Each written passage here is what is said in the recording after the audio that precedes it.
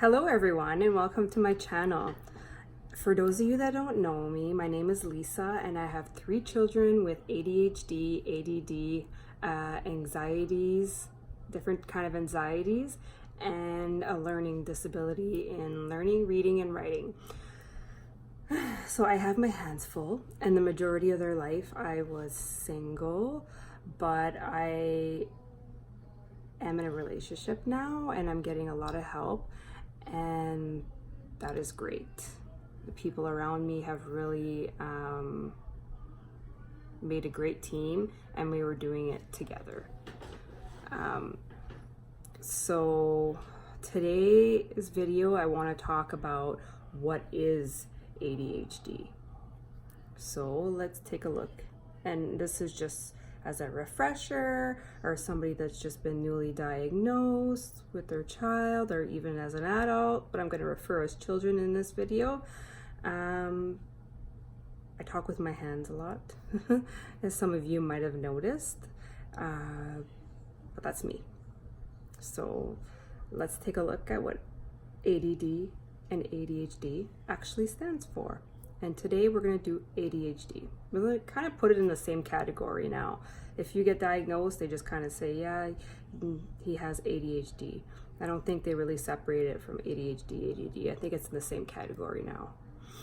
So no matter what anybody tells you, ADHD is a true medical condition. And it actually stands for attention deficit hyperactivity disorder. That's what ADHD stands for. Attention deficit hyperactivity disorder. And again, people can be mean and be like, oh, that doesn't exist. It does exist, okay?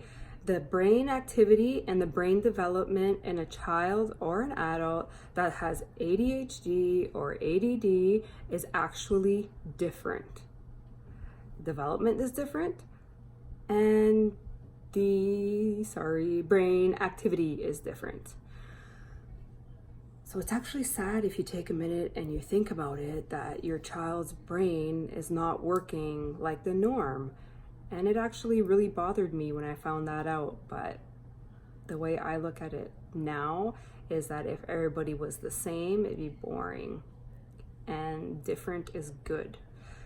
So I always refer it back to farm days. I don't know why, but it's because I truly think they would have been the star of the show. Then it actually would have been, they would have been above the norm. The intense energy they have, the charisma, they are great kids. Like, they would be able to work on that farm and have a blast and outshine everybody else.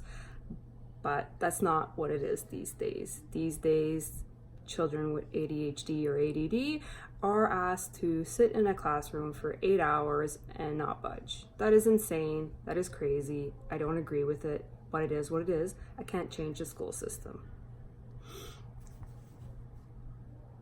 So the different brain development and the different brain activity actually affects the ability to sit still, the ability to have self-control, and the ability of attention. It affects their attention, ability to sit still, and their self-control. And I see this immensely in all three of these things: the attention, the ability to sit still, and the self-control. Oh my God, I see it in all 3 of my children, all 3 of my boys, and they are 10, 8, and 3. So I'm a busy mom, and the majority of their life I was single. But now I have a great team around me helping me out, which is great, because it's a lot. It's a lot to just raise one child with special needs. 3 is a lot, and I'm not an expert, so majority of the time I feel lost. If you would have watched my first video, I did say that. And the point of these videos is just to build a community. Maybe you can make a video and post it, and I don't know if you could tag me in it, because I'm still kind of new at this. Tag me in it. We could tag each other, and we could actually watch each other's videos and help each other out, or just support. Support is great, to hear from somebody else that is going through something and that can understand you. ADD can affect a child at school, at home, in their friendships, and I see that too big time in all three of my children. Two of my children, it's affecting them at school. One of my children, it's really affecting them at home. And the other one, and one that has a hard time at school, also has a hard time with friendships. Like, two of my children are really social, but in those two that are really social, one is starting to kind of get bullied for being different as he grows up. But my oldest, he's always had a hard time with friendships. Just his emotions kick in, he gets too emotional, and other children back away from him. So it's really sad. It's really hard to watch him go through this. But this is part of ADHD, ADD. And as long as they have a strong foundation at home, they know that they have people they could count on and people that will never leave them for being different, that's going to make a world of a difference, in my opinion.